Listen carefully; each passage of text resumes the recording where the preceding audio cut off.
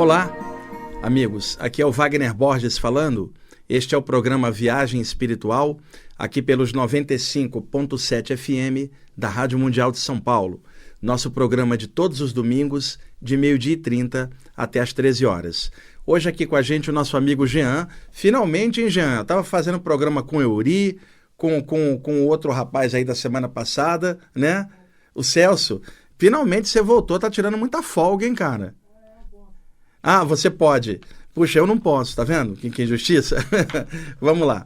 Pessoal, essa semana, na quarta-feira passada, eu recebi um texto de um mentor espiritual ligado à atmosfera dos ensinamentos budistas. Ele aparece para mim já há algum tempo. Sequer sei o nome dele, porque isso não importa quando ele aparece vestido como um monge tibetano, um homem de uns 50 anos, bigode, cabelo preto. Ele emana um sentimento pelo chakra cardíaco que é uma coisa impressionante. A comunicação dele é de coração a coração.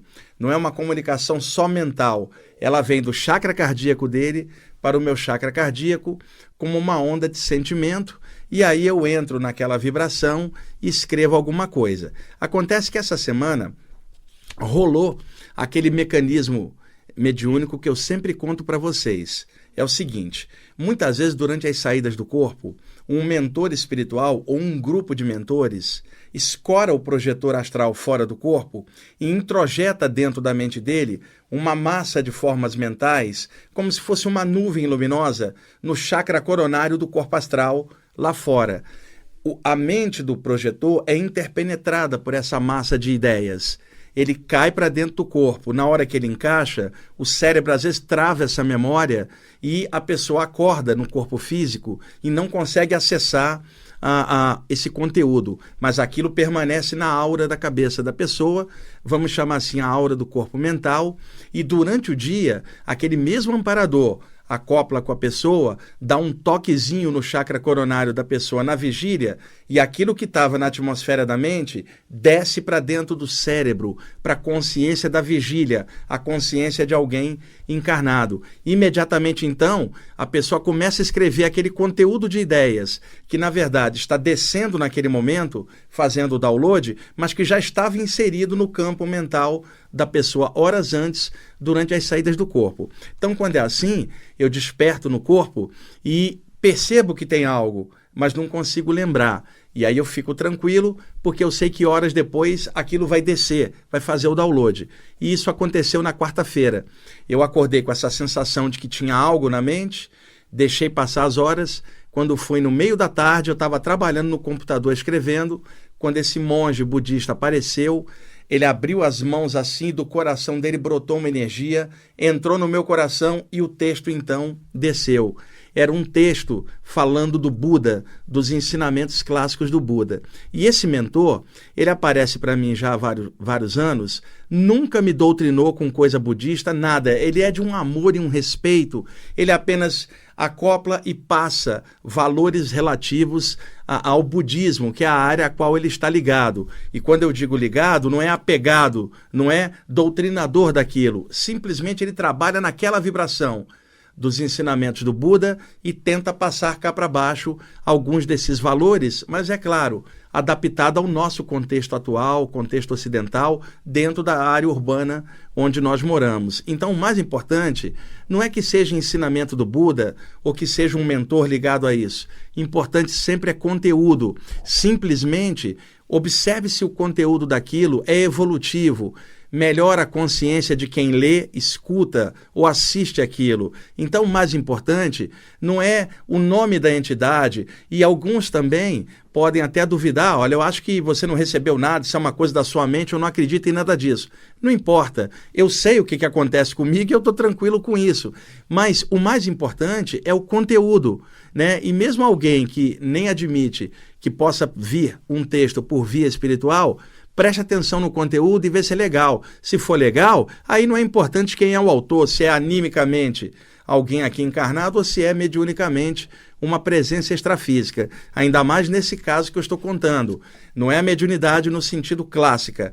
Primeiro você vai fora do corpo, lá você recebe, traz para cá e horas depois você verte em palavras os apontamentos conscienciais daquele mentor. Então foi assim que na quarta-feira eu recebi isso e botei eu mesmo o título, que se chama Buda, Homem Paz. E eu quero ler esse texto, compartilhá-lo com vocês. Só que antes eu quero fazer o seguinte ainda. Pedi o Jean para separar ali um CD da Misa Jonoshi, que é uma tecladista New Age, violinista também, japonesa. E ela tem um CD chamado Kurenai. E a terceira música do disco se chama Kurenai. Na hora em que ele apareceu lá em casa, estava tocando essa música, Jean. Kurenai, que é linda, uma peça japonesa assim, muito bacana. Então, na hora que eu for ler o texto, você deixa tocando o CD da Misa Jonoshi. Se você vê que eu não acabei, você repete. E logo na sequência a gente vai emendar mais uma música do Yes. Dessa vez o CD Tormento. Nós vamos escutar a terceira faixa chamada Madrigal, onde o Rick Wakeman detona ali nos teclados, o Steve Roy no violão, o John Anderson no vocal, um dos CDs do Yes também que eu gosto muito. E outra coisa ainda, o programa agora ao vivo, 12h37, aqui na Paulista. Eu escrevi algo aqui, agora, de improviso, que eu quero colocar como introdução da mensagem que eu recebi desse espírito budista. Isso aqui fui eu que escrevi, é uma reflexão minha. Então, eu resolvi botar isso aqui como introdução. E eu vou ler rapidamente para vocês isso, que eu fiz agora, e aí vai remeter, levando a gente para o texto que fala dos ensinamentos budistas e que é a solução para isso que eu estou comentando aqui. Então, Jean, por favor, libera o som da Misa Jonoshi Kurenai, tá? Enquanto eu vou ler primeiro essas palavras que eu escrevi, logo depois o texto desse mentor.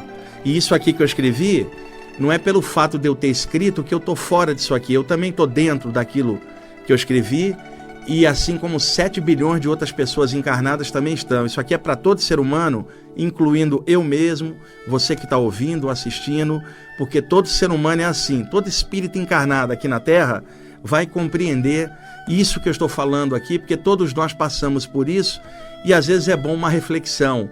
E a solução é o que ele está contando no texto. Eu só joguei o apontamento que eu vou ler agora para vocês. Vamos lá. Muitas vezes nós somos tomados por emoções pesadas, de quinta categoria mesmo. Nos deixamos levar e quando vemos, estamos atolados na lama dos nossos piores momentos. Por que nós somos assim? Isso nos faz felizes? Brigar com alguém nos faz evoluir em quê? Tripudiar sobre as desditas alheias nos transforma em obsessores encarnados. Sim, em nossos momentos turbulentos, agimos como os assediadores espirituais e projetamos carradas de pensamentos negativos no mundo. Ficamos bêbados de emoções pesadas e nos perdemos em nós mesmos. E qual é a solução para isso? É simples: ponderar sobre a serenidade do Buda. Então, a partir de agora, por favor, escute essas palavras do mentor espiritual sobre o Buda.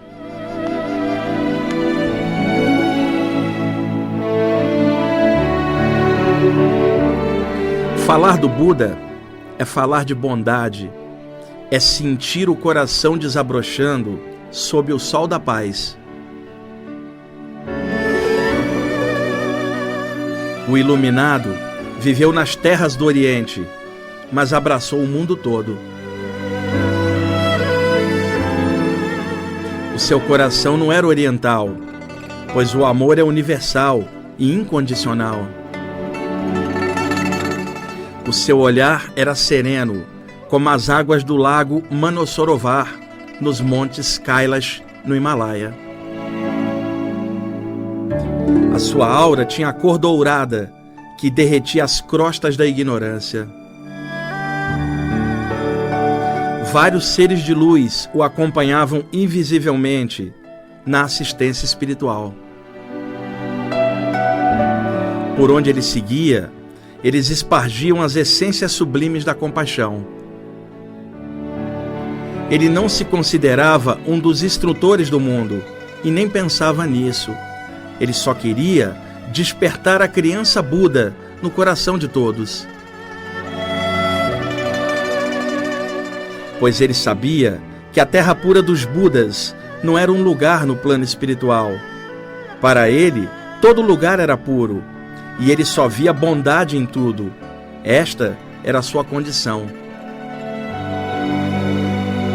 Mesmo nos espíritos atormentados, ele via a bondade latente em seus corações. Ele nada julgava, só compreendia e ensinava que a riqueza real é a luz da paz.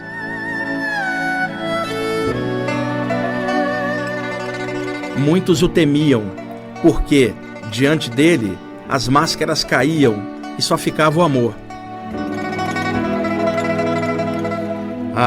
Eles tinham medo de suas emoções, pois precisavam parecer fortes no mal. Mas quando ele chegava, eles também choravam. O amor revelava o Buda dentro deles. Ele via a criança Buda neles. Ele sabia, ele amava, ele compreendia, ele ria. Sim, ele ria e fazia a criança Buda rir junto, enquanto o ego dos homens chorava. Ele era homem-paz. Era uni-amor. Era a serenidade dourada. Ele era a criança-luz. Falar do Buda é isso. É simplesmente bondade, bondade, bondade. É simplesmente Om Mani Padme Hum.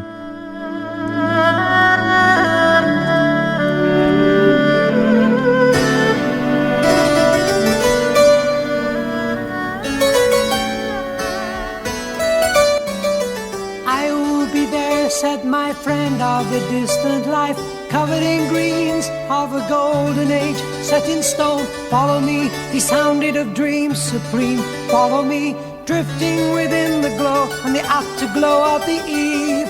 And if that firelight I could match the inner flame, sacred ships do sail the seventh age.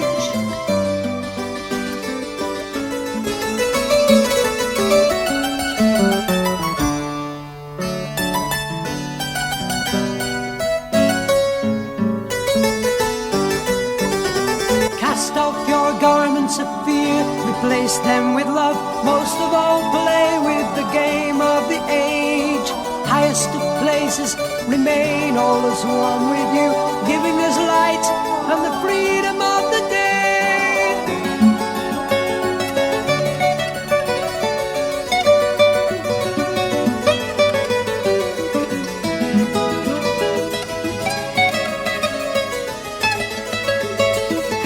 And if that firelight I could match the inner flame, sacred ships do sail the seventh age, and I've always been here.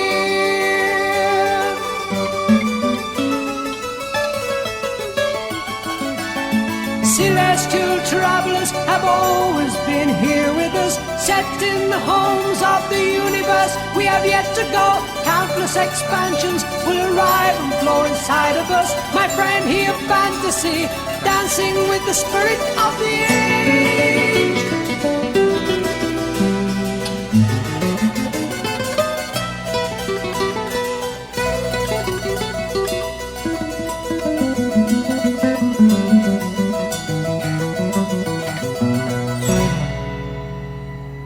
Ok, amigos, essa linda canção se chama Madrigal, é do CD do Yes Tormento, do ano de 1978. Essa é a terceira faixa do disco. Essa edição que eu tenho aqui é remasterizada pela gravadora Rhino, americana, e a qualidade de som está excelente. Tormento, Yes, Madrigal. E durante a leitura do texto, e escutamos a tecladista e violinista japonesa Misa Jonouchi. O CD se chama Kurenai. Escutamos a terceira faixa, que também se chama Kurenai. E espero que tenha passado a contexto o texto desse mentor budista, porque, gente, o texto é curtinho, mas veio com uma onda de amor, sabe? Não deixa dúvida da procedência disso. O chakra cardíaco desse mentor tocou meu chakra cardíaco e daí surgiram essas palavras em homenagem ao Buda que não puxam para doutrina nenhuma, estão falando de amor, estão falando de consciência. E aí já não importa rótulo, esse ou aquele, de área nenhuma. Ainda mais para um cara como eu que não sigo área nenhuma, não sou budista, não sou coisa nenhuma. Eu sou espiritualista e tento somar as melhores coisas que eu encontro dentro dos diversos ensinamentos que eu vou estudando. Para não deixar dúvida, durante o texto, fala-se ali que que o Buda era tão sereno quanto as águas que correm no lago Manasarovar, no Kailash. Existe uma área nos Himalaias, é chamada Monte Kailash, e tem um lago, um Manasarovar enorme. Dali desce, inclusive, a nascente do rio Ganges, que vai parar lá na Índia, e mais 3 rios diferentes que descem do alto da montanha e vão pegando a planície lá embaixo. É um local considerado sagrado, tanto por budistas quanto por hinduístas. Segundo alguns budistas, o astral em cima da montanha e do lago é a morada dos Budas. Segundo os hinduístas, é a morada do deus Shiva. O que se sabe é que é um lugar de alta energia.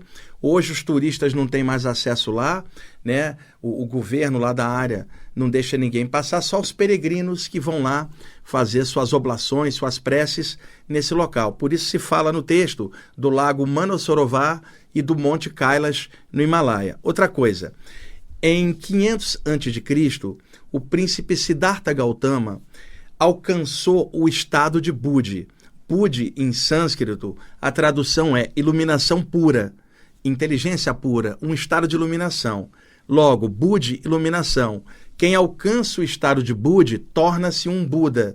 E se Budi é iluminação, Buda é o iluminado, ou aquele que despertou. Então, Buda não é o nome de um cara, é um título que é dado a alguém que alcançou a condição de Budi, uma condição de alta a elevação espiritual. E o Siddhartha Gautama, então, 500 anos antes de Cristo, tornou-se o Buda histórico. Mas é claro que ao longo da história ele não foi apenas o único cara que alcançou essa condição.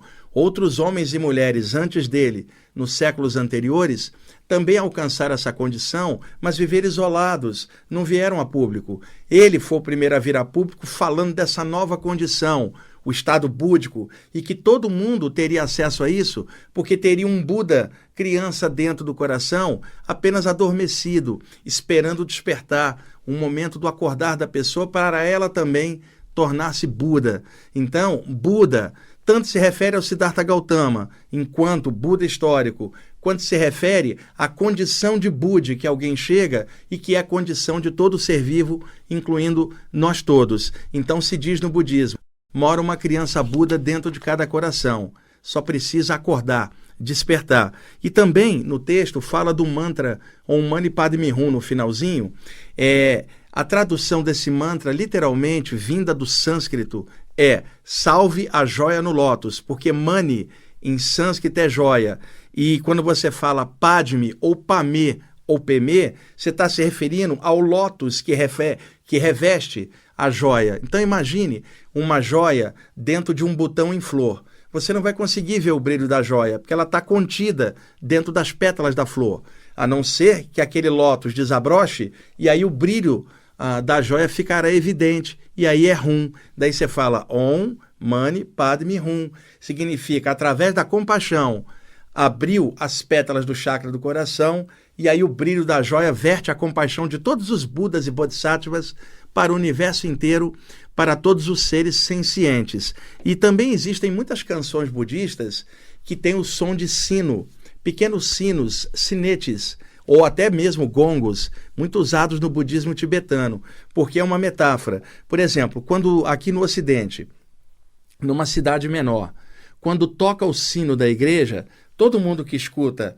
o badalar do sino sabe que está na hora de uma missa, por exemplo, ou de uma reunião ali no templo católico. Então, o som do sino significa chamamento para orar para mergulhar no coração e se sentir unido a Deus. No budismo, o som dos sinos significa vai para dentro do seu coração, medita, aprofunda e encontra o teu Buda interior para despertá-lo. Por isso, o som de sinos em várias canções budistas é o chamado para o despertar.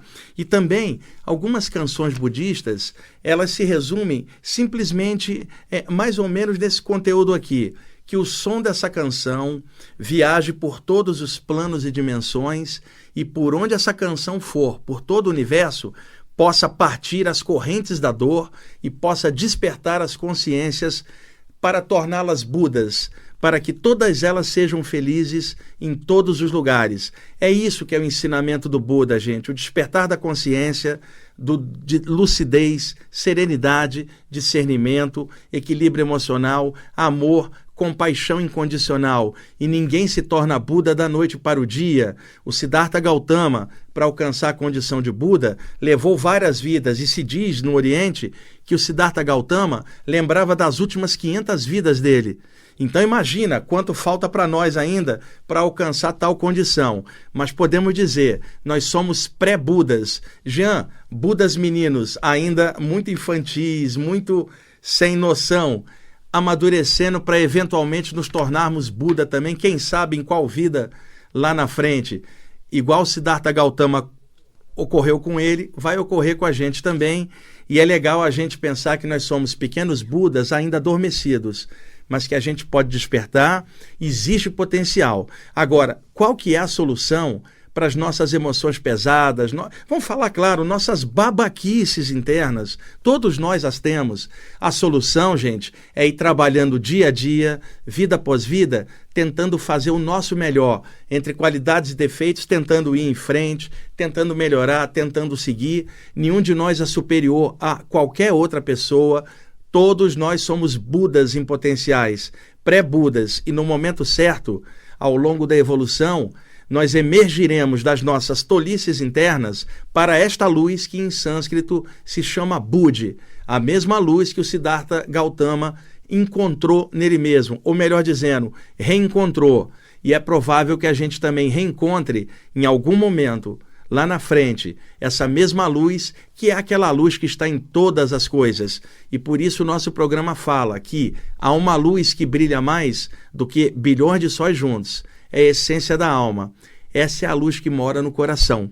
Então, por isso que eu uso, inclusive, essa vinheta tirada do grande sábio Shankara, autor do Vivekachudamani na Índia, e o nosso programa tem essa finalidade. E para isso, nós usamos, seja um esclarecimento técnico sobre algum tema dessa área, projeção astral, chakras e tal, ou uma música, ou um texto, ou um poema, aquilo que no dia eu sinto que dá para passar e que me faz feliz passando. E podem crer, gente, eu gosto muito do que eu faço e eu passo as músicas aqui com grande alegria, que é um compartilhamento espiritual também. Esses textos que eu recebo, eu tenho a clara consciência que não é por mim, é pelo trabalho de veicular esses textos para todos que esses textos vêm para mim. Porque se deixar só por mim, pessoa, eu não teria mérito espiritual para receber nada disso. Mas em função do trabalho de repassar esses textos, o mundo espiritual é generoso comigo, vem me dar esses toques e eu vou repassando aqui, e assim a gente vai ficando felizes e o meu Buda interno vai despertando devagarzinho à medida que eu vou repassando essas coisas por aqui. Jean, estamos em cima? Pessoal, o nosso telefone de contato, 2063-5381, o site na internet ippb.org.br. E eu não posso, para manter a tradição, viu, ô Jean? Para manter, eu vou descer ali para comer. Você quer pastel, bolinho, coxinha? Aí, ele está me dizendo, pessoal, que não quer, ele é arrogante, ele não quer nada, está desdenhando aqui e por isso o seu Buda está apagado aí dentro. Gente, muito obrigado pela audiência de vocês. Uma boa tarde de domingo para todo mundo.